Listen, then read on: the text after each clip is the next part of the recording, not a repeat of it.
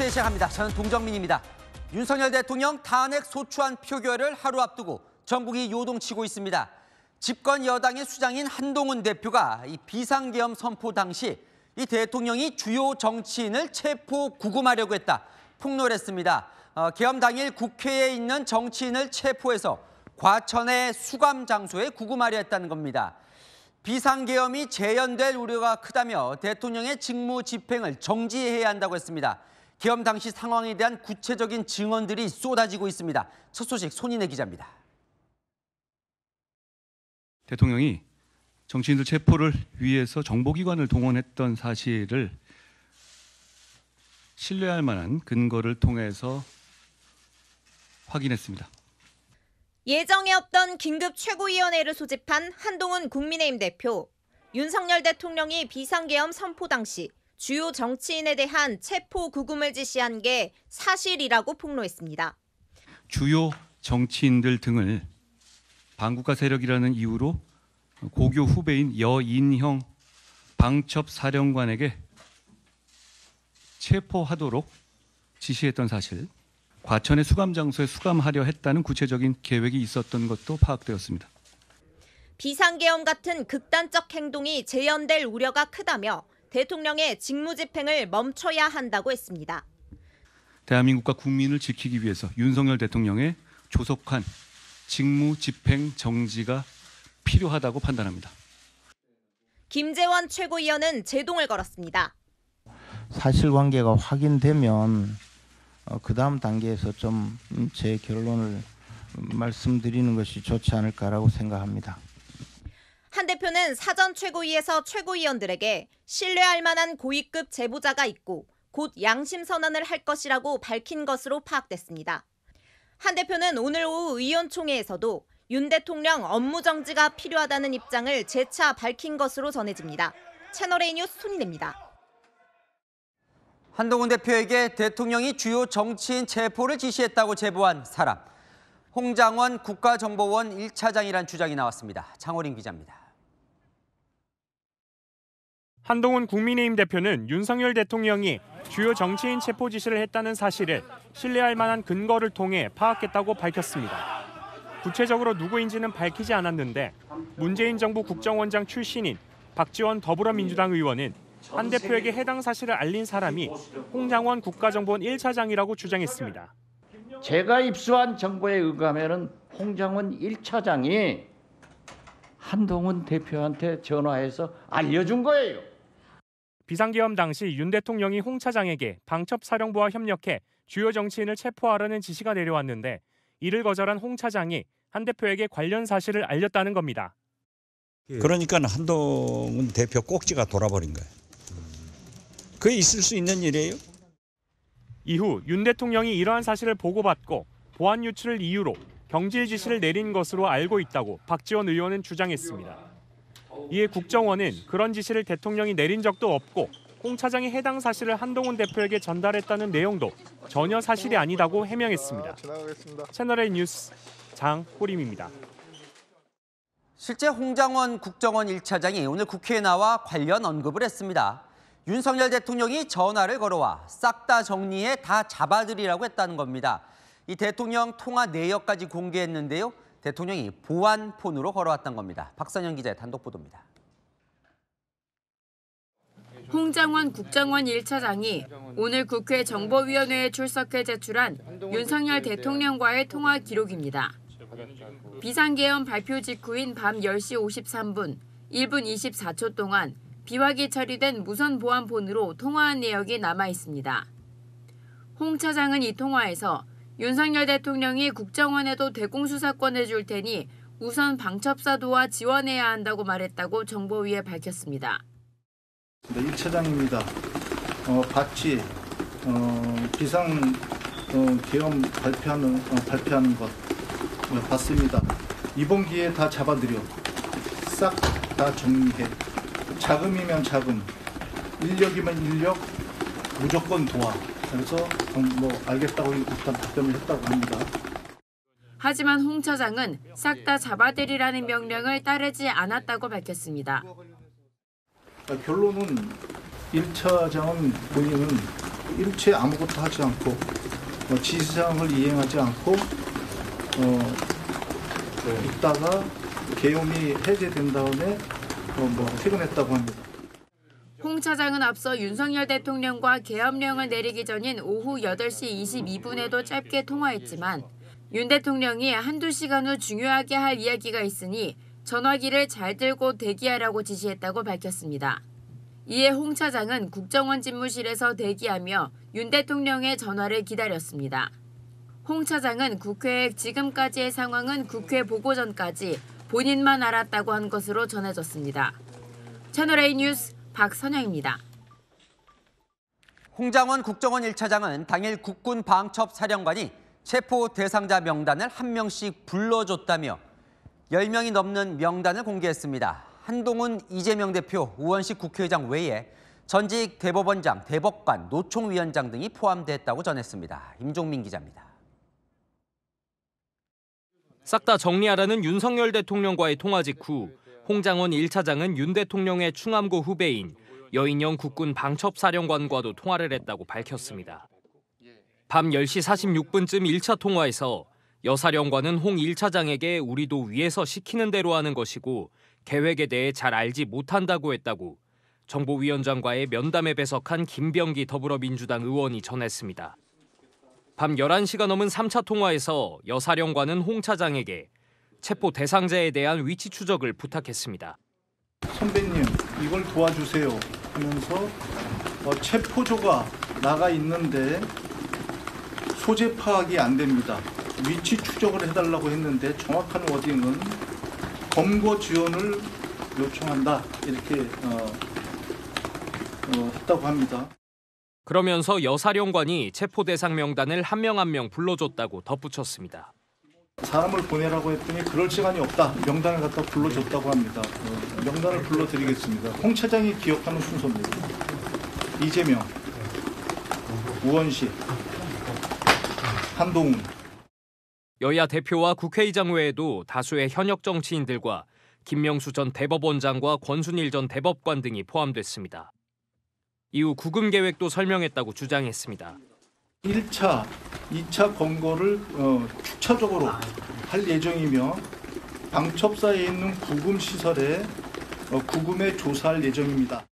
홍 차장은 이 같은 계획에 대해 말이 되지 않는다고 생각해 실제 지원에 나서지는 않았다고 밝힌 것으로 알려졌습니다. 채널A 뉴스 임종민입니다. 자, 하지만 홍장원 국정원 1차장의 상관인 조태용 국정원장은 대통령으로부터 정치인 체포 지시를 받은 적이 없다며 홍 차장도 처음엔 아니라고 했다고 정면 반박했습니다. 정단 기자의 단독 보도입니다. 홍장원 국가정보원 1차장은 대통령의 경질 지시를 전달받아 어제 오후 4시쯤 사직서를 제출했다고 밝혔습니다. 정치인 체포 지시를 거부한 항명에 대한 조치라는 겁니다. 국정원장으로부터 대통령이 즉시 경질하라는 지시가 있었다. 사직서를 제출했으면 좋겠다 해서 인사기획관에게 제출했다고 합니다. 하지만 사직서 제출 이튿날인 오늘 오전 자신의 임식을 마친 직후 조태용 국정원장이 사직서를 반려했다고 전했습니다. 사표 반려로 입막음을 하려 했다는 주장입니다. 홍 차장은 자신이 정보위에 와서 이런 사실을 밝힌 이유에 대해 2차 비상계엄 가능성이 있다고 봤기 때문이라고 밝혔습니다. 대통령이 다시 마음 먹으면 김용현 국방부장이 뒤에서 움직여서 이 문제를 갖다 엎으려고 그럴 것이다. 다시 계엄과 같은 중대 범죄를 저지르려고 할 것이다.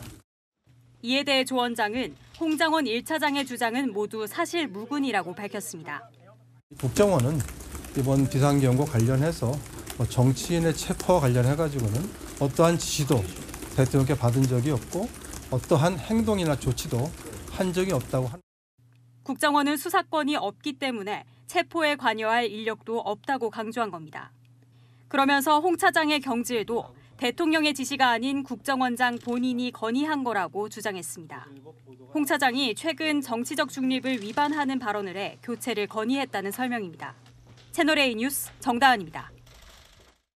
자, 이 계엄령 당시 계엄군 핵심 지휘 사령관은 3명입니다. 방첩사령관, 특수전사령관, 수방사령관. 자, 그 중에서 육군 특수전사령관과 수방사령관이 그날 밤 윤석열 대통령으로부터 직접 전화를 받았다고 증언했습니다. 어떤 말들이 오고 갔는지 김민곤 기자가 보도합니다. 국회에 투입됐던 707 특수임무단과 제1공수여단을 지휘하는 곽종근 육군 특수전 사령관이 비상계엄 당시 윤석열 대통령이 전화를 걸어왔다고 밝혔습니다. 국회 국방위원회 소속 김병주, 박선원 더불어민주당 의원을 만난 자리에서였습니다.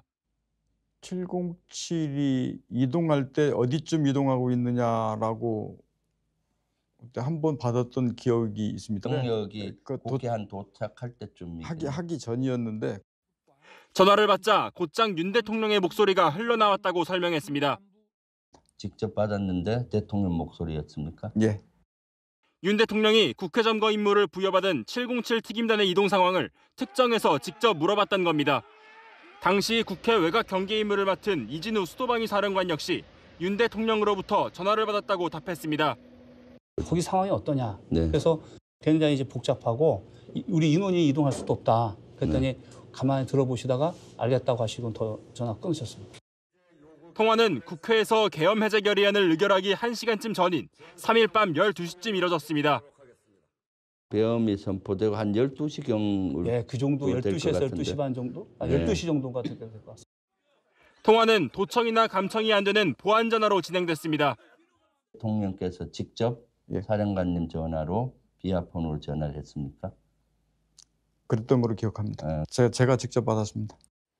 두 사령관 외에 이번 계엄 사태의 또 다른 핵심 사령관으로 꼽히는 여인영 국군 방첩사령관은 윤 대통령과의 통화 사실을 묻는 채널A의 질의에 답을 하지 않았습니다.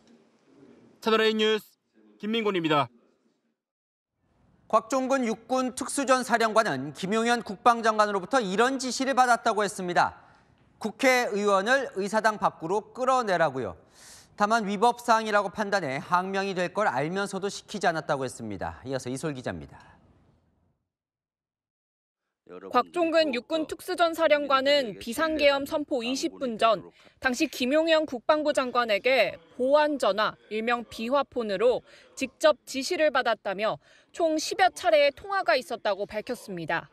비상계엄령 선포된 이후에 전임 국방장관께서 VTC로 소집을 했고 그때 임무는 별도로 전화를 받았습니다.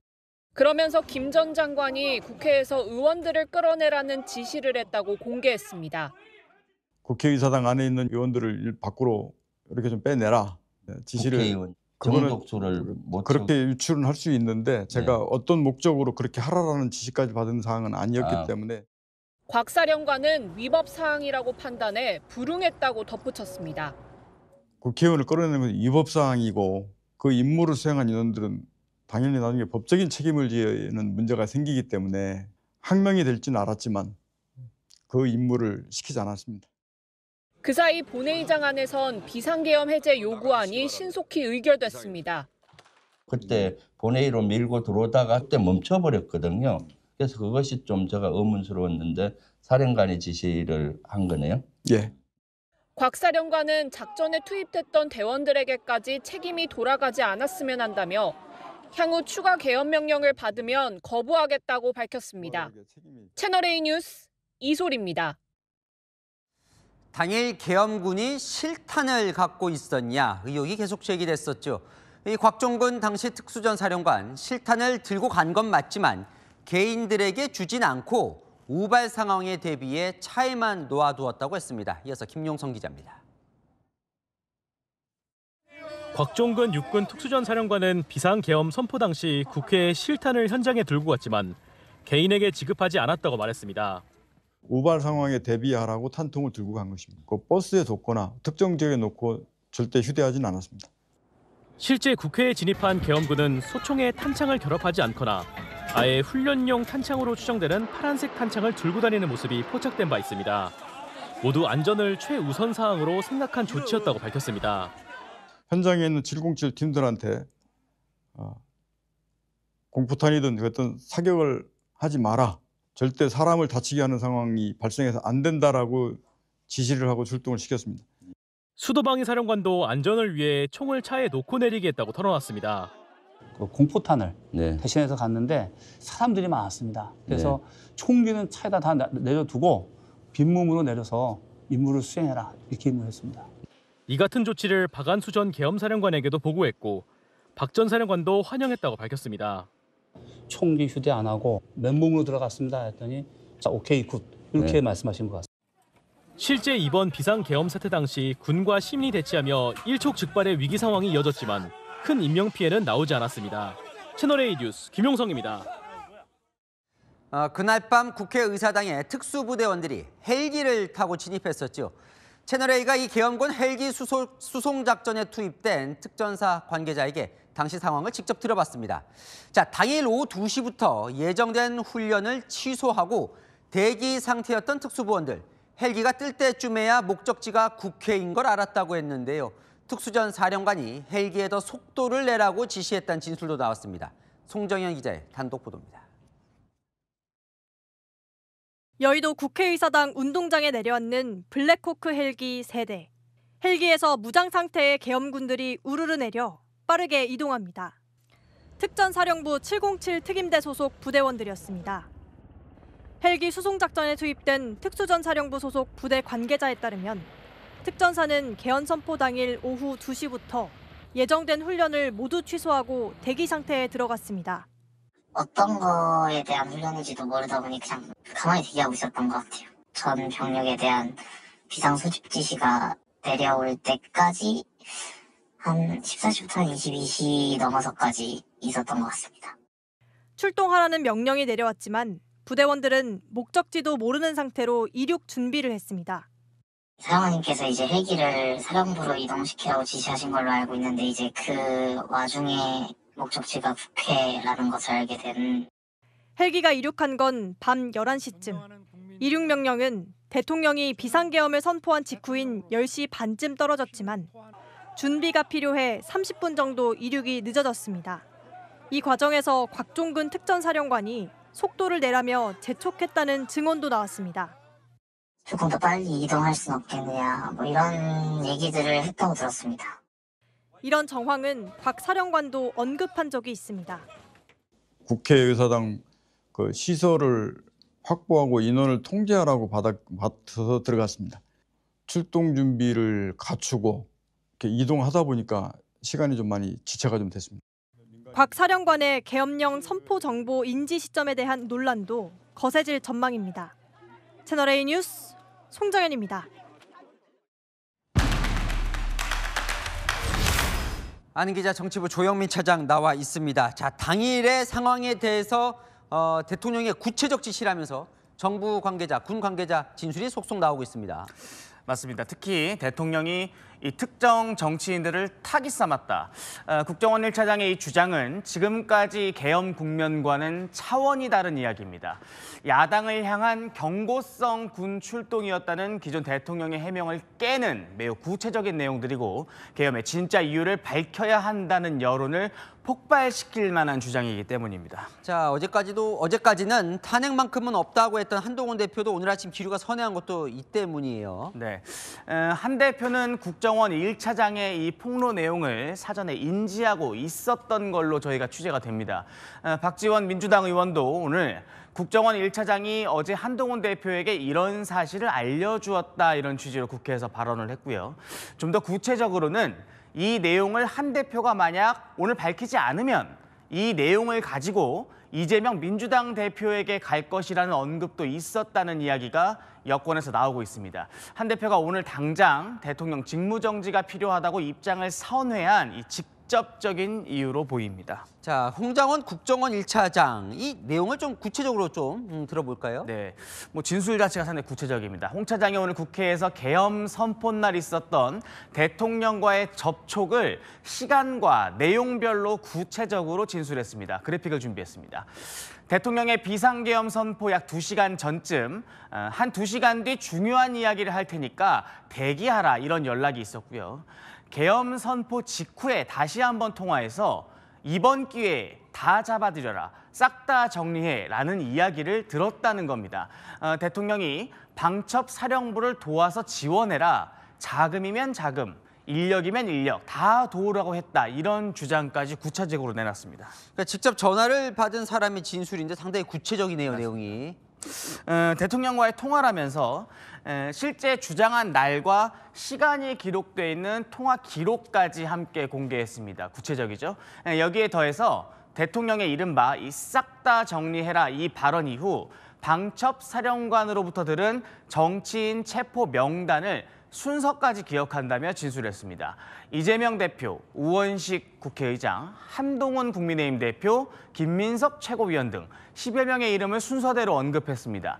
정치인 외에 전직 대법관이나 시민사회 인사들도 포함돼 있었습니다. 자, 근데 국정원이라는 사실 조직 특성도 그렇고 이렇게 내용을 직접 공개하는 일은 상당히 이례적인데 말이죠. 그렇죠. 정보 조직이기 때문에 더 그런데 여기에 더해서 2차 계엄 시도도 있을 수 있다는 주장까지 오늘 1차장이 직접 밝혔습니다. 이런 국정원 차장의 주장과 다만 이 조태용 국정원장 주장이 조금 엇갈리는 부분도 분명히 있습니다. 쉽게 말해서 홍장원 1차장의 진술 내용이 뭔가 바뀌었다는 게 국정원장의 취지입니다. 뭐가 바뀌었다는 거예요? 홍 차장이 국회를 찾아서 이런 진술을 쏟아내기 전에 비슷한 내용의 언론 기사가 이미 났었고요. 이 기사의 진위를 확인하기 위해서 조 원장이 홍 차장에게 직접 물었다는 겁니다. 이 물었을 때 홍 차장이 대통령이 특정 정치인을 구류하라거나 혹은 체포하라는 지시를 한 적이 없다. 자기가 그런 지시를 받은 적이 없다. 이렇게 말했다는 겁니다. 국정원은 이런 홍 차장의 확인을 받고 해당 언론 기사가 사실이 아니라는 대응도 했는데 정작 그 사이 무슨 일이 있었는지 홍 차장이 국회를 찾아 저런 진술을 쏟아냈다는 반응입니다. 어쨌든 뭐 대통령의 전화를 받았다는 건데 대통령실은 뭐라고 합니까? 네, 대통령의 계엄령에 대한 직접 입장이 나오고 있지 않지만 특정 정치인을 체포하려 하지는 않았다는 대통령 입장은 이미 알려진 상태죠. 다만 국정원 차장의 진술과 주장, 또 실제 통화가 이뤄진 시각 자료까지 나온 상황이어서 이 부분 역시 수사가 불가피해 보이는 부분이 될 것 같습니다. 네, 조영민 차장은 잠시 후에 또 보겠습니다. 네, 계엄이 선포됐던 그날 밤 중앙선관위 청사에도 계엄군이 진입했죠. 오늘 선관위는 명백한 위헌이라고 밝혔는데요. 야당은 당시 영상을 공개했습니다. 계엄군들이 선거인 명부의 서버를 촬영하는 장면이 담겼습니다. 조민기 기자입니다. 군복을 입은 남성 2명이 전산실 안으로 들어와 무언가를 찾는 듯 두리번거립니다. 이후 한쪽 벽면을 가리키고 사진을 찍습니다. 통합 명부 시스템 서버라고 적혀 있습니다. 중앙선관위 내부 CCTV를 공개한 야당은 이들이 찍어간 서버는 사전투표 명부를 관리하는 시스템이라고 설명했습니다. 그러면서 부정선거 음모론에 기반해 선관위 침탈을 시도했다고 목소리를 높였습니다. 계엄 선언 이전부터 선관위 장악과 서버 침탈이 계획되었다면 이는 대한민국 헌정사상 최악의 민주주의 파괴 시도입니다. 계엄군은 당시 야간 근무자가 있던 사무실도 점거했는데 통합 관제실을 비롯해 1층 당직실, 지하 1층 기계실, 청사 입구 안내실까지 모두 4곳입니다. 이 과정에서 근무자 5명 전원의 휴대전화도 압수했습니다. 선관위 관계자는 계엄군이 휴대전화 전원을 끄는 등 외부와의 연락을 차단했다고 설명했습니다. 선관위는 오늘 오전 긴급회의를 열고 계엄군에 대한 법적 조치를 요구했습니다. 헌법상 독립기관인 중앙선관위에 대한 이와 같은 계엄군의 점거 행위는 헌법과 법률에 근거가 없는 명백한 위헌, 위법 행위입니다. 부정선거 의혹을 확인하려 선관위에 진입했다는 김용현 전 국방부 장관의 발언에 대해서는 모든 선거 과정이 투명하게 공개돼 부정이 개입될 소지가 없다고 선을 그었습니다. 선관위는 2차 계엄 선포 가능성과 부정선거 의혹 제기단체 등의 진입 등을 우려해 경찰에 청사보호를 요청했고 야간 근무자도 2배 정도 늘리기로 했습니다. 채널A 뉴스 조민기입니다. 계엄군이 투입된 과천 중앙선관위 청사 바깥에서는 어떤 일이 벌어졌을까요? 무장한 계엄군 비상계엄령 선포 직후 선관위 안내실을 점거하고 선관위 직원으로 보이는 이들의 진입을 막아서는 모습이 고스란히 담겼습니다. 권경문 기자의 단독 보도입니다. 계엄 선포 당일인 지난 3일 밤 중앙선거관리위원회 과천청사 정문 앞에 검은색 군용차 2대가 멈춰섭니다. 차례로 정문을 막아서더니 계엄군 10여 명이 차에서 내려 청사 안으로 진입합니다. 일부는 청사 쪽으로 뛰어들어가고 다른 병사들은 정문 옆 안내실로 진입합니다. 계엄군이 탄 SUV가 정문 앞에 도착한 시각은 밤 10시 28분쯤. 윤석열 대통령이 비상계엄을 선포한 직후입니다. 약 14분 뒤 계엄군은 주차 차단기를 열어 군용 차량을 선관위로 들여보내고 청사 출입을 통제하기 시작했습니다. 선관위 직원으로 보이는 인물이 안으로 들어가려 하지만 계엄군이 막아서자 돌아가는 모습도 포착됐습니다. 30분도 지나지 않아 경찰 기동대 버스가 투입돼 선관위 정문을 가로막았습니다. 정문을 막고 있던 경찰 버스가 잠시 움직이는가 싶더니 계엄군 100명이 탄 대형 버스 2대가 선관위로 들어갑니다. 경기도 과천과 수원, 서울 관악구의 선관위 청사에 투입된 계엄군은 모두 297명. 국회에 진입한 것보다 더 많은 수의 계엄군이 투입된 겁니다. 이렇게 투입된 계엄군은 3시간 20분간 선관위를 점거했다가 철수했습니다. 채널A 뉴스 권경문입니다. 계엄군은 여론조사 심의 업무가 이루어지는 선관위 서울 관악청사에도 투입됐습니다. 채널A가 확보한 CCTV에는 사복을 걸친 군인이 등장하는가 하면 지휘관으로 보이는 장교가 계엄군을 격려하는 모습도 포착됐습니다. 이어서 김세인 기자의 단독 보도입니다. 서울 관악구에 있는 중앙선관위 청사 앞. 군용차가 멈춰서고 총기를 맨 계엄군인들이 우르르 내립니다. 계엄군은 청사 밖에 설치된 CCTV를 손으로 가리키기도 하고 서류철을 들고 어디론가 바쁘게 오가는 모습입니다. 입구에가 차를 대쳤고 군인차 일부 군인들은 한 20-30명을 요리해서 걸어서 이렇게 앞뒤로 이렇게 가는데 부상자 발생 상황에 대비한 군용 구급차도 함께 출동했습니다. 비상계엄령이 발령된 뒤 선관위 서울 관악청사에 투입된 계엄군은 모두 47명. 4일 새벽 1시가 넘은 시각에는 지휘관으로 보이는 베레모를 쓴 군인이 야외에서 경계를 서고 있는 계엄군의 어깨를 두드리며 격려하는 모습이 포착되기도 했습니다. 당직자가 없어 관악청사 출입문을 열 방법을 찾지 못하자 계엄군은 건물 주변에서 경계대형으로 대기 상황을 이어갔습니다. 계엄군을 감지한 청사 보안 시스템 경보가 울리자 사설 보안업체 차량이 관악청사로 출동하기도 했습니다. CCTV에는 군복 위에 외투를 걸친 사람도 계엄군과 함께 움직이는 모습이 포착됐는데 앞서 야당은 방첩사령부의 IT 전문 인력이라는 의혹을 제기했습니다. 사복 차림의 방첩사 인원들이 선관위에 진입한 거 알고 계십니까? 모릅니다. 계엄군은 2시간에 걸친 진입 시도 뒤 관악청사에는 들어가지 못한 채 병력을 철수시켰습니다. 채널A 뉴스 김세인입니다. 계엄군은 헬기를 타고 국회 경내에 있는 운동장을 착륙장으로 썼죠. 국회는 2차 비상계엄이 선포될 가능성에 대비해서 이 헬기가 내려앉을 만한 곳마다 차량들을 주차했습니다. 최다함 기자입니다. 국회 운동장에 차량들이 하나둘씩 들어옵니다. 국회 직원의 안내에 따라 일정한 간격으로 주차합니다. 국회 잔디광장에도 대형 버스를 세워놨습니다. 국회 운동장에 20대, 잔디광장에 16대가 배치됐습니다.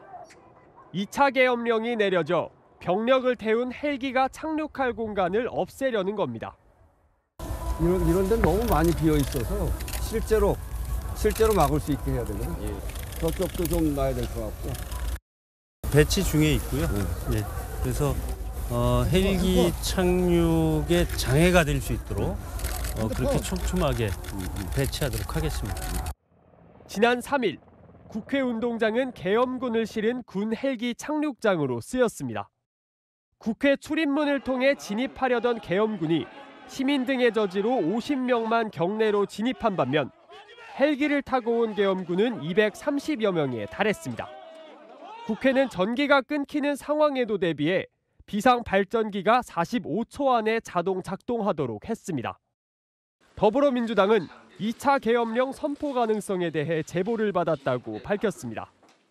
단전, 단수, 병력 투입 등 그리고 또 사복 체포조에 의한 본청 주변에서의 작전 개시 이런 모든 가능성을 열어놓고 대비하고 있다는 말씀드립니다. 민주당은 윤석열 대통령 탄핵안 가결 때까지 국회의원과 당직자, 보좌진 등에게 총동원령을 내렸습니다. 채널A 뉴스 최다함입니다. 이재명 민주당 대표는 윤석열 대통령의 2차 비상계엄 선포 가능성을 제기했습니다. 오늘 밤 또 무슨 일을 벌이지 않을까 걱정된다는 건데요. 국방부는 만약 그런 요구가 있더라도 절대 수용하지 않을 것이라고 못 박았습니다. 박수유 기자입니다. 윤석열 대통령의 2차 비상계엄 선포 가능성을 제기한 이재명 더불어민주당 대표. 시기도 오늘 밤이나 내일 새벽 등 매우 임박했음을 시사했습니다. 제가 가진 감으로 본다면 오늘 밤 새벽에 또 뭔가 일을 벌이지 않을까 그런 걱정이 들긴 합니다. 오늘 밤에 다시 계엄을 내릴 가능성을 얘기하시는 건가요? 저는 그런 우려가 듭니다. 이에 대해 국방부는 그런 일은 없을 것이라고 강조했습니다. 일각에서 제기된 2차 계엄 정황 주장은 전혀 사실이 아닙니다. 만약 계엄 발령에 관한 요구가 있더라도 국방부와 합동참모본부는 이를 절대 수용하지 않을 것입니다. 동시에 비상계엄에 직접 관여한 군인들의 직무를 정지시키며 추가 계엄 가능성을 일축했습니다. 국방부는 이번 계엄의 핵심 관계자인 여인영 국군 방첩사령관, 곽종근 특수전사령관, 이진우 수도방위사령관 등 3명에 대해 직무를 정지시킨과 동시에 각각 국방부, 수도군단, 지상작전부로 전출 및 대기 조치를 내렸습니다. 다만 계엄사령관을 맡은 박안수 육군참모총장은 직무 정지 대상에서 제외됐습니다. 현재의 엄중한 안보 상황에서 육군 전체의 수장까지 직무를 정지하기는 힘들다고 판단한 것으로 보입니다. 비상계엄 사태와 관련하여 국민 여러분께 우려와 심려를 끼쳐드린 점에 대해 책임을 통감하며 다시 한번 사과의 말씀을 드립니다. 국방부는 이번 계엄 사태와 관련해 대국민 사과를 하고 계엄 관련 원본 자료를 보관 조치하는 등 관련 수사에 협조하겠다고 밝혔습니다. 채널A 뉴스 박수희입니다. 윤석열 대통령 탄핵 소추안 표결은 내일 오후 5시에 열릴 것으로 보입니다. 국민의힘은 의원총회를 열고 어제 정한 반대 당론을 다시 논의하고 있는데요. 자, 오늘 앞서 여러 폭로들이 있었죠. 달라지는 게 있는지 국회 현장 연결해 보겠습니다. 이준성 기자, 반대 당론이 바뀌는지가 궁금한데요. 일단 의총은 끝이 났습니까? 아닙니다. 오후 3시부터 시작된 의총은 4시간 넘게 이어지다 잠시 정회했는데요. 아직 결론 난 건 없고 오후 9시에 다시 의총을 재개하겠다고 밝혔습니다. 저희 취재에 따르면 내부에선 여전히 탄핵 반대 의견이 우세한 것으로 전해집니다. 이미 결정된 탄핵 반대 당론을 바꿀 분위기가 아닌 겁니다. 한동훈 국민의힘 대표는 의총에서도 직무정지가 필요하다고 했지만 계엄은 잘못됐으나 탄핵은 안 된다는 의견이 다수인 것으로 전해집니다. 한 참석자는 그렇다고 집행정지를 이야기한 한 대표를 질책하는 분위기는 아니고 단결이 중요하다는 얘기가 다수라고 전했습니다. 한 대표도 명확하게 내일 탄핵 표결에 찬반 여부는 밝히지 않고 있습니다. 탄핵안 표결은 내일 예정대로 하는 거예요? 근데 오늘로 당길 수 있다는 이야기도 있었거든요. 네, 한 대표가 오늘 아침 대통령의 직무집행 정지 필요성을 밝히면서 더불어민주당과 국회의장실은 오늘로 표결을 앞당기는 방안을 검토했는데요. 결국 예정대로 내일 표결하겠다고 밝혔습니다. 민주당 관계자는 여당 의총에서 가결 기르면 표결을 오늘로 앞당기려고 했다고 말했습니다. 다만 부결적으로 모아지자 예정대로 내일 처리하기로 한 겁니다. 민주당 핵심 관계자는 내일 오후 5시가 현재로서는 유력하다고 전했습니다. 지금까지 국회에서 전해드렸습니다. 자, 관건은 내일 여권에서 8표 이탈표가 나오느냐죠. 자, 나온다면 한동훈 대표가 직무집행 정지 필요성을 밝힌 이상 친한계일 가능성이 큰데 친한계에 대해서도 의견이 갈리고 있습니다. 저희가 취재해보니 확실히 탄핵에 찬성하겠다는 여당 의원은 3명 정도입니다. 이세진 기자입니다. 윤석열 대통령 탄핵 소추안 표결을 하루 앞두고 탄핵 찬성 목소리가 공개적으로 나왔습니다. 시간을 더 단축해서 본회의를 열어야 된다 생각합니다. 국민의힘의 정치인들이 모두가 국민의 편에 서는 정치인이 되길 원합니다. 내일 표결 전까지 윤 대통령께서 퇴진 계획을 밝히기를 바랍니다. 그렇지 않을 경우 저는 탄핵안에 찬성할 수밖에 없음을 밝힙니다. 그러나 다수 친한계 내에서는 탄핵 찬성 반대 여부를 놓고 고심에 빠졌습니다. 지난 4일 새벽 비상계엄령이 선포되자 국회 본회의에 출석해 계엄령 해제 결의안에 찬성한 의원 18명에 또 임기단축 개헌을 제안한 소장파 의원들까지 총 20명 의원 중 확실히 찬성 입장을 밝힌 건 안철수 의원을 합쳐도 3명입니다. 친한계 내에서도 대통령의 계엄 선포는 잘못됐지만 탄핵은 아니라고 선그은 의원들도 있습니다. 탄핵 찬반은 아직 고민 중이신 걸까요? 안 됩니다. 수도권 초선 김용태 의원도 채널A와의 통화에서 탄핵 반대 입장을 밝혔습니다. 대통령의 직무정지는 필요하다는 데 동의하지만 탄핵을 해야 하느냐에 대해선 친한계도 갈라지는 겁니다. 친한계 의원들도 조금 좀 나눠지는 것 같아요.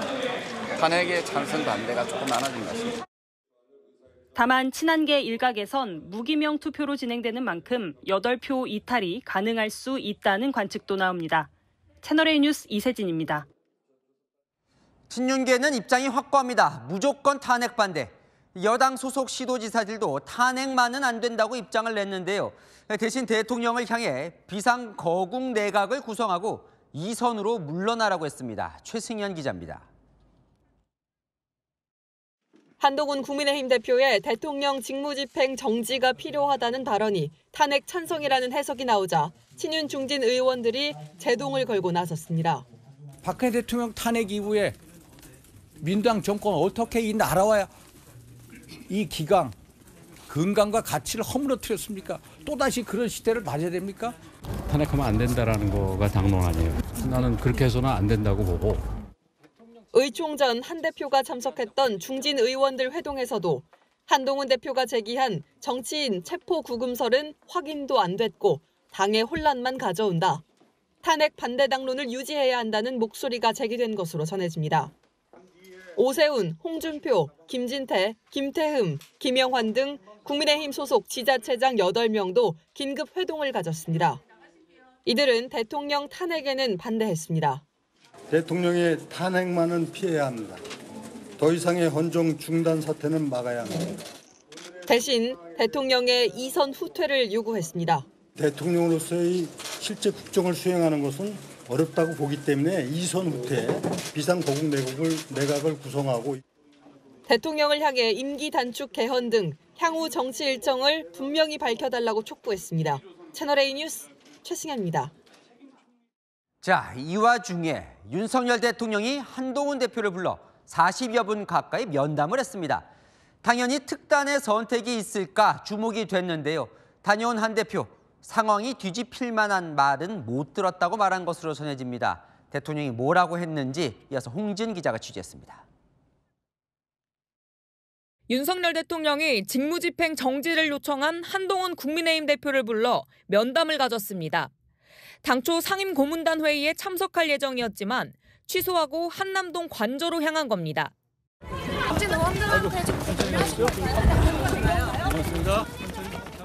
면담은 40여 분 넘게 진행됐는데 정진석 비서실장과 친한계 주진우 의원이 배석한 것으로 전해졌습니다.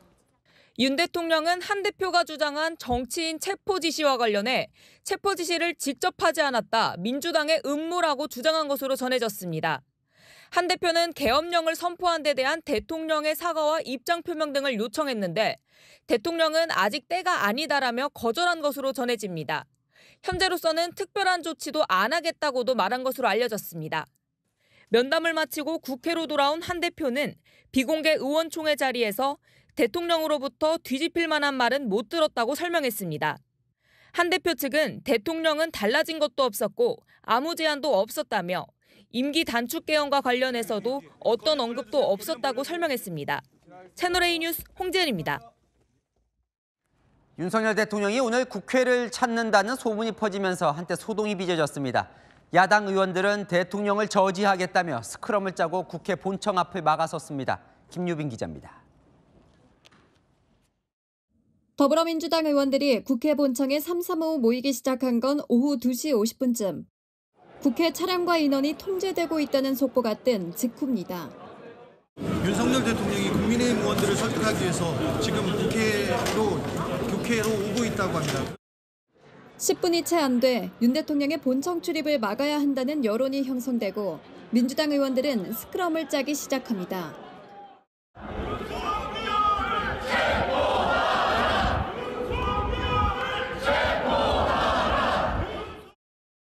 뒤늦게 합류한 의원들도 계단을 채우며 로텐더홀은 순식간에 민주당 의원들과 보좌진으로 북새통을 이룹니다.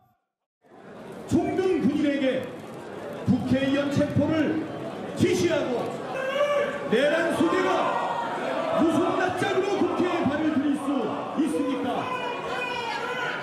지금 우리는 대통령의 국회 방문 일정이 없다는 게 확인되자 민주당 의원 일부는 로텐더홀에서 규탄을 이어갔습니다. 윤석열 대통령 지금 즉시 직무를 배제시키고 체포해야 하지 않겠습니까, 여러분?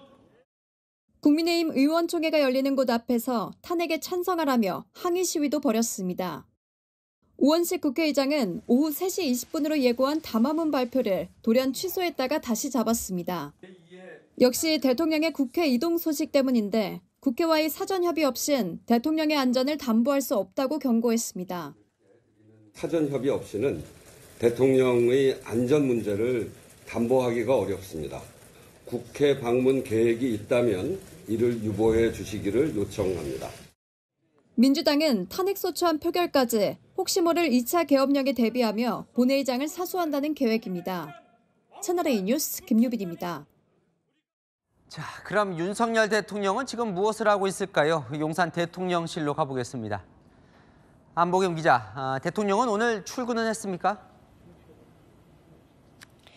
윤 대통령 오늘 이곳 용산 대통령실로 출근하지 않은 걸로 전해집니다. 국회로 직접 가 입장을 밝히는 방안도 검토는 했지만 결국 하지 않았고요. 별도 담화도 하지 않기로 결정했습니다. 대통령실 고위 관계자는 오늘 국회 방문도 대국민 담화도 없다고 못 박았는데요. 그제 비상계엄 해제 선포 이후 윤 대통령의 침묵이 길어지고 있습니다. 오후 3시쯤 윤 대통령이 국회에 방문할 수 있다는 소식으로 혼란이 커지자 그제서야 국회 방문 일정 없다 이렇게 선을 그었고요. 용산에서 대국민 담화가 있다는 이야기가 나오자 없을 것이라는 짤막한 입장만 냈습니다. 내일 윤 대통령 탄핵소추안 표결을 앞두고 대국민 입장을 내야 하는지 고민한 건 사실인데요. 표결 전에 입장을 밝힐 경우 여당 이탈표만 자극할 수 있다는 우려 등을 고려해 입장을 밝히지 않는 쪽으로 가닥을 잡았습니다. 여권 관계자는 표결 후에는 어떤 결과가 나오든 입장을 내지 않겠냐고 했습니다. 대통령실 참모들은 모두 출근은 했지만 사실상 업무는 멈춘 상태고요. 대통령의 의중도 정확히 파악하기 힘들어 이 상황에 어떻게 대응해야 하는지 혼란스러운 분위기가 감지됩니다. 지금까지 용산 대통령실에서 전해드렸습니다. 네, 조영민 차장 다시 나왔습니다. 네. 종일 참 많은 일이 있었지만 가장 관심이 갔던 뉴스가 바로 이겁니다. 내일 탄핵안 표결이 있어요. 네. 오늘 아침에 한동훈 대표가 대통령의 직무 집행 정지의 필요성을 언급했어요. 맞습니다. 그 와중에 대통령이 한 대표를 용산으로 들어와라고 부른 거예요, 그죠? 맞습니다. 굉장히 관심이 가는 만남이었습니다. 사실 기억을 조금 돌이켜 보시면 대통령과 한 대표 사이에 독대를 놓고 감정 싸움도 좀 있었던 게 기억이 나고요.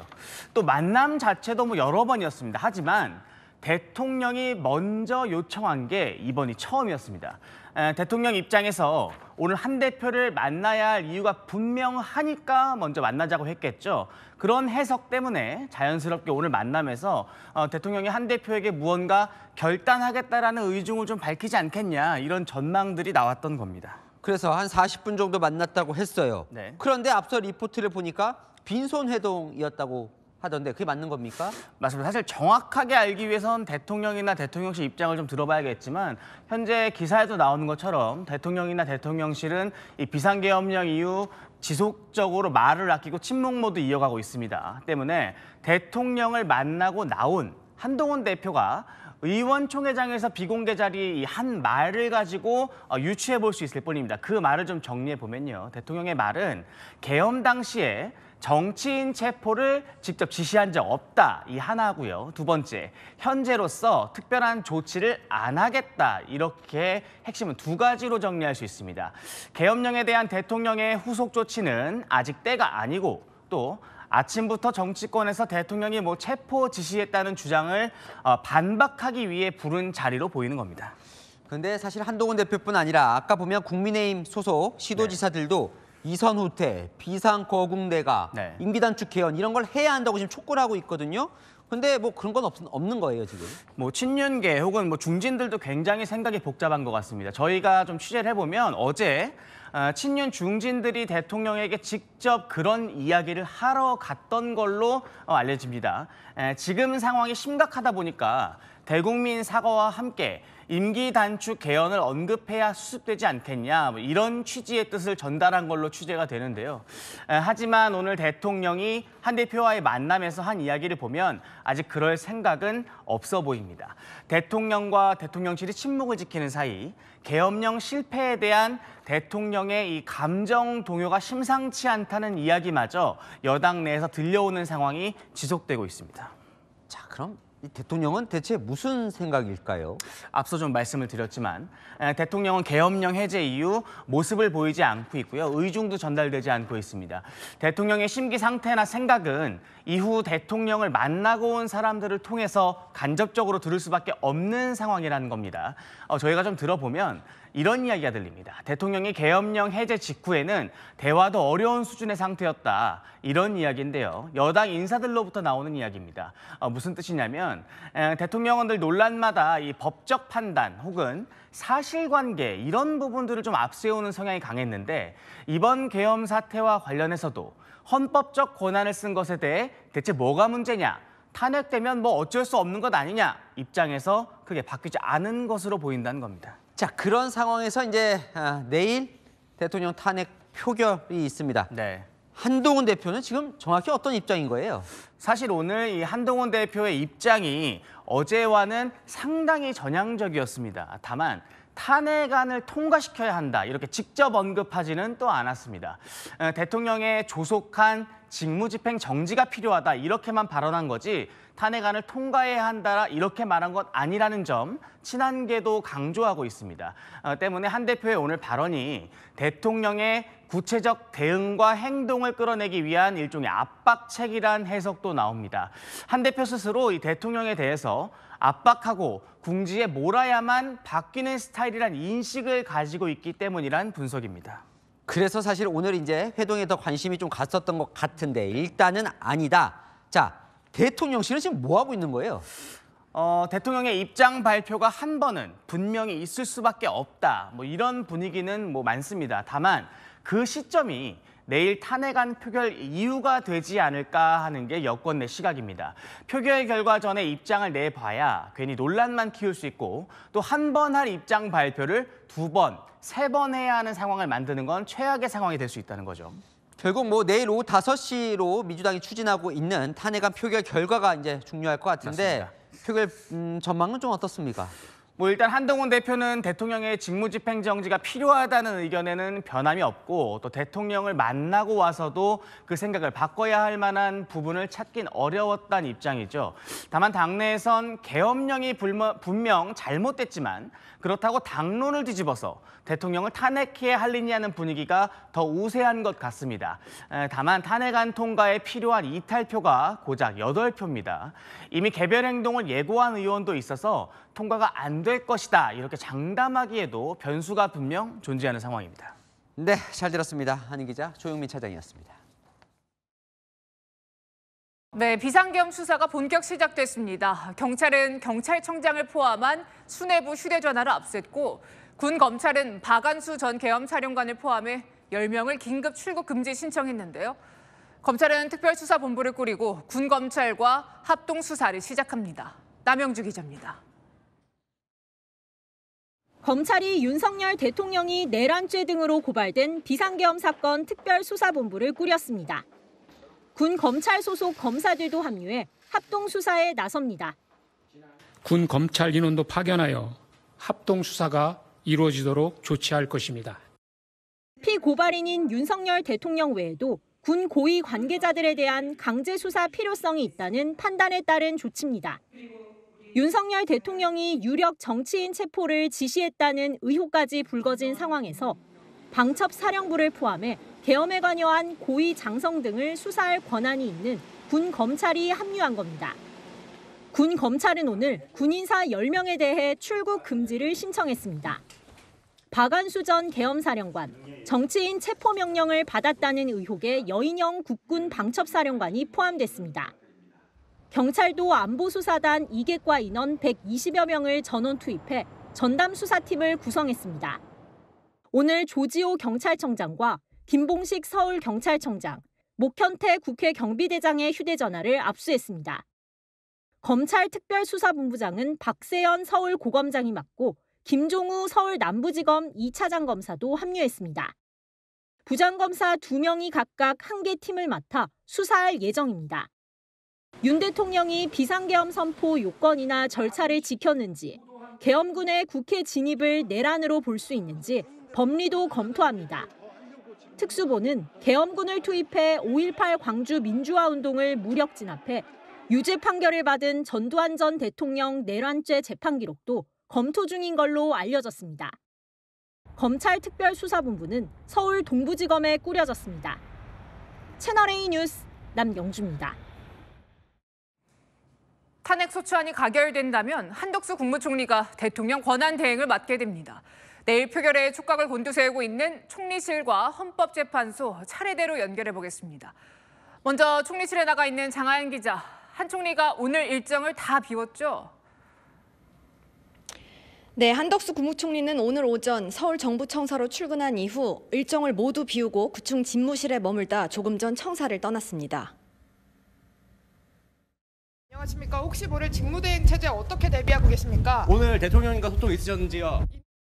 오후 협약식 일정이 하나 있었는데 한 차례 시간을 미루더니 행사 2시간 전 결국 취소했습니다. 대통령 탄핵안 표결을 위한 국회 본회의가 오늘 오후 열리려다 내일로 다시 미뤄지는 등 상황이 급박하게 돌아간 것과 무관치 않다는 해석입니다. 한 총리는 오전에 전 공직자들에게 보낸 메시지에서 국민 안위와 국민의 일상이 한치의 흔들림 없이 유지되도록 맡은 바 소임을 다해달라고 당부했습니다. 탄핵안 가결 가능성에 대비도 하고 있습니까? 네, 탄핵안이 국회에서 가결되면 윤석열 대통령의 직무가 정지됩니다. 곧바로 한 총리가 권한대행을 맡게 됩니다. 정확히는 국회에서 보낸 탄핵 의결서를 윤 대통령이 송달받는 시점부터인데 2016년 박근혜 전 대통령의 경우 2시간 53분 만에 전달받았습니다. 현재 총리실은 과거 고건, 황교안 전 총리 당시 대통령 탄핵 때 만들어진 권한대행 매뉴얼을 참고해 혹시 모를 탄핵 상황에 대비하고 있는 것으로 알려졌습니다. 권한대행의 업무 내용이 일일이 법률에 규정된 게 없는 만큼 과거 사례를 바탕으로 국정 운영에 차질이 없도록 하는 겁니다. 고건, 황교안 대통령 권한대행은 군 경계태세를 확립하거나 군 방문 현장 행보를 통해 안보 공백과 불안을 최소화하는 것부터 챙겼습니다. 지금까지 총리실에서 전해드렸습니다. 네, 국회에서 탄핵소추안이 가결되면 윤석열 대통령의 정치적 운명은 헌법재판소가 쥐게 됩니다. 헌재는 박근혜 전 대통령 탄핵 심판을 맡았던 헌법연구관 등으로 탄핵 심판 전담 TF를 꾸리기로 했는데요. 헌법재판소에 취재 기자가 나가 있습니다. 유준 기자, 탄핵안이 통과되면 바로 헌재 심리가 시작됩니까? 네, 그렇습니다. 내일 국회에서 윤석열 대통령 탄핵소추안이 의결되면 곧바로 이곳 헌법재판소로 사건이 접수되고 심리가 시작됩니다. 탄핵소추 의결서가 접수된 이후에는요, 헌법재판관 3명으로 구성된 지정재판부가 꾸려집니다. 여기서 앞으로 탄핵 심판을 어떻게 진행할지 절차 등을 논의하는데요. 그 다음 헌법재판관 전원이 참석하는 공개 변론을 열고 본격적인 탄핵 심판을 시작합니다. 헌재는 대통령 탄핵소추 사건을 전담할 태스크포스도 꾸릴 예정입니다. 2016년 박근혜 전 대통령 탄핵 심판 사건을 맡았던 헌법연구관들이 주축이 될 걸로 예상됩니다. 헌재는 본격적인 심리에 들어가면 헌법재판관들의 개별 신변 경호도 강화할 걸로 전망됩니다. 현재 재판관 9명 중 3명이 공석이지만 헌재는 재판관 6명으로도 탄핵 심판을 시작할 수 있다고 설명했는데요. 이진숙 방통위원장 탄핵처럼 6인 체제에서도 변론은 가능하다. 그 입장입니다. 따라서 다른 분들도 똑같은 잣대를 적용할 거다. 이렇게 생각합니다. 신임 헌법재판관들의 합류도 예상됩니다. 국민의힘은 오늘 신임 헌법재판관을 판사 출신인 조한창 변호사를 지명했습니다. 민주당도 그제 마은혁 부장판사와 정계선 서울 서부지법 원장을 헌법재판관으로 추천했습니다. 헌재는 대통령 탄핵소추와 별개로 비상계엄이 위헌인 걸 확인해달라는 헌법 소원에 대해서도 검토에 들어갔습니다.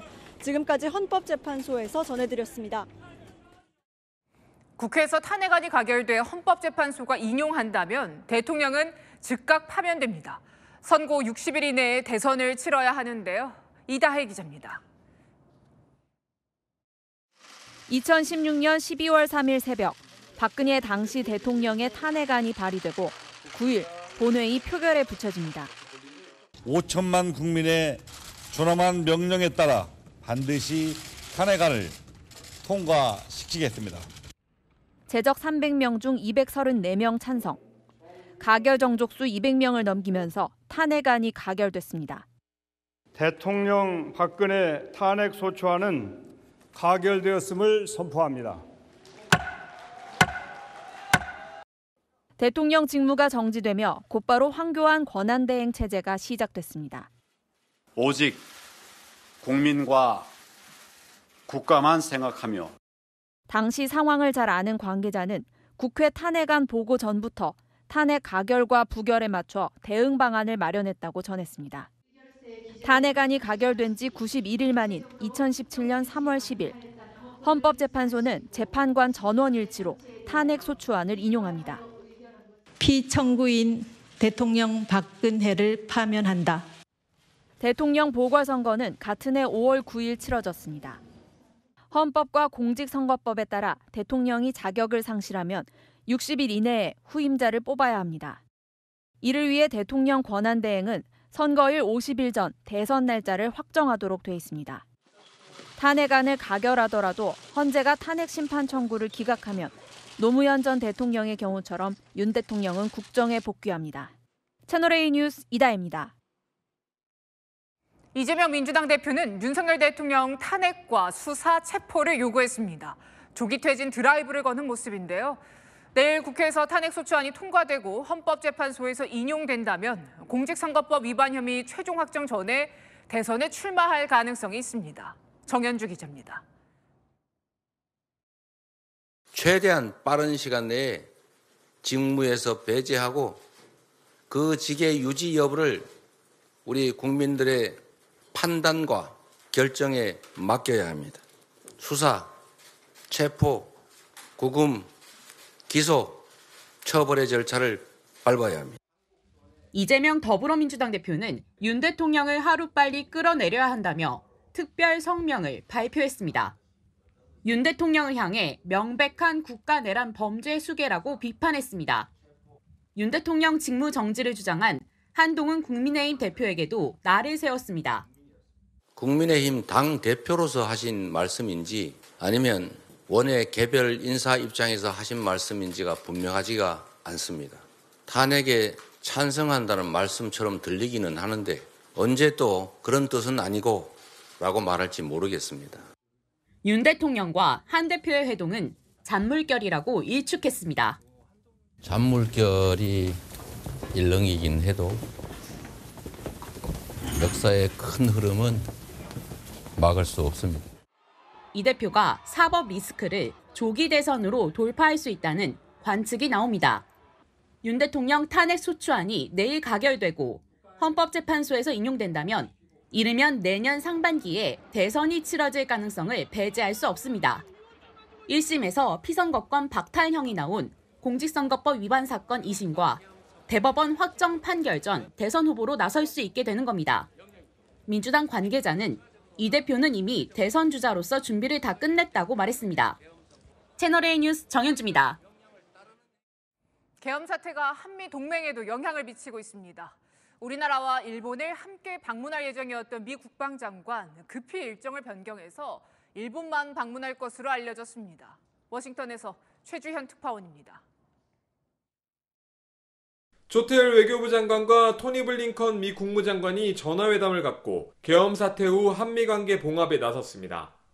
블링컨 장관은 계엄 해제에 대해 환영하며 한국의 민주적 절차가 승리할 것을 기대한다고 언급했습니다.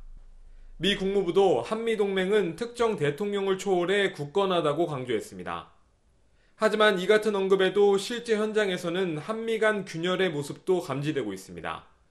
다음 주 우리나라와 일본을 함께 방문할 예정이었던 로이드 오스틴 미 국방장관은 돌연 방한 계획을 취소하고 일본만 방문하는 것으로 알려졌습니다. 한미 외교 소식통은 최근 양국 국방 라인이 논의 끝에 방한 시기와 상황이 적절하지 않다 판단했다고 설명했습니다. 이에 앞서 워싱턴에서 열릴 예정이었던 한미 핵협의 그룹 NCG 회의도 무기한 연기된 바 있습니다. There certainly are many questions that need to be answered regarding the decision making surrounding these developments, and we hope and expect that those questions can be answered as soon as possible. 미국 정부는 윤석열 대통령이 계엄 발령 사실을 사전에 알리지 않은 점에 대해서도 노골적으로 불만을 표시하고 있습니다. And I think President Yoon badly misjudged. I think it is likely that the next few months, the ROK will be in a challenging place. 현지에서는 우리 정부가 대화 창구를 확보해 대미 외교안보 라인의 국내 상황을 설명하고 있지만 계엄 사태 후폭풍은 한미동맹에도 영향을 끼치고 있다는 우려가 제기되고 있습니다. 워싱턴에서 채널A 뉴스 최주현입니다. 탄핵 소추안 국회 표결을 하루 앞두고 전국 곳곳에서 대통령 퇴진을 촉구하는 집회가 이어지고 있습니다. 현장에 취재 기자 나가 있습니다. 강태현 기자, 시민들이 얼마나 모여 있습니까? 네, 지금 제가 있는 곳이 국회의사당 앞인데요. 제 앞에 있는 대로는 차선이 보이지 않을 정도로 사람들이 꽉 찼습니다. 쌀쌀한 날씨에도 윤석열 대통령 퇴진하라는 피켓을 들고 자리를 지키고 있습니다. 참여연대 등이 주축이 된 촛불 집회는 오후 6시부터 시작됐습니다. 비상계엄 선포를 규탄하며 대통령 탄핵이 적힌 피켓을 들고 지난 3일 비상계엄 선포를 규탄하고 있습니다. 오후 3시쯤 윤 대통령의 국회 방문이 예정돼 있다는 소식이 전해지면서 대통령 체포를 요구하는 구호가 들리기도 했습니다. 시민들의 분노는 전국 곳곳에서도 표출됐습니다. 오늘 오후 부산과 대전, 광주 등에서도 정권 퇴진을 촉구하는 1인 시위와 집회가 이어졌습니다. 국회 탄핵 소추안 표결이 진행되는 내일은 더 많은 시민들이 집회에 참여할 것으로 보입니다. 윤석열 퇴진운동본부는 내일 오후 여의도 일대에 20만 명의 집회 참석 인원을 경찰에 신고했습니다. 탄핵 반대 집회도 예고돼 있습니다. 보수단체들은 탄핵 반대와 이재명 더불어민주당 대표를 규탄하는 맞불 집회를 열 예정입니다. 지금까지 국회 앞에서 전해드렸습니다. 오늘 퇴근길도 찬바람이 매서웠습니다. 이번 주말은 더 추워질 텐데요. 서울을 기준으로 오늘 0도에서 시작됐지만 내일은 영하 3도, 일요일엔 영하 4도까지 내려갑니다. 강풍이 불어서 체감 기온은 영하 8도로 더 낮겠습니다. 내일은 큰 눈이 온다는 절기 대설인데요. 충청 이남 지역을 중심으로 눈 예보 있습니다. 일요일 새벽까지 제주 산간에 많게는 10cm 이상, 전북에 5cm, 그 밖에 남부에도 3cm, 충청에는 1cm 안팎이 내리겠습니다. 수도권과 강원은 맑겠습니다. 한편 동해안은 수일째 건조특보가 발효 중인데요. 강풍까지 불고 있어서 화재 위험이 큽니다. 내일 춘천은 영하 6도, 안동 영하 4도에서 시작되겠고요. 진주 영하 2도, 전주 1도로 기온이 낮아서 내린 눈이 얼어붙으며 빙판길이 만들어질 수 있습니다.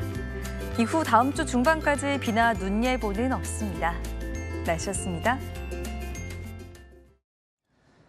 대통령이 국회의장과 의원들을 싹 다 잡아들이라고 했다는 증언 충격적입니다. 계엄법으로도 국회의원은 현행범이 아니면 체포할 수가 없는데 이 대체 사실이라면 무엇을 위해 그렇게까지 했는지 정말 오리무중이죠. 계엄군이 독립기관인 선관위를 무단 점거한 이유도 설만 난무할 뿐 의아하긴 마찬가지입니다. 자, 정치적인 책임을 떠나 이런 계엄, 어떤 이들이 왜 시도했는지 주권자인 국민은 알아야겠습니다. 마침표 찍겠습니다. 한 점 의혹 없게 수사. 특집 뉴스데이 마칩니다. 감사합니다.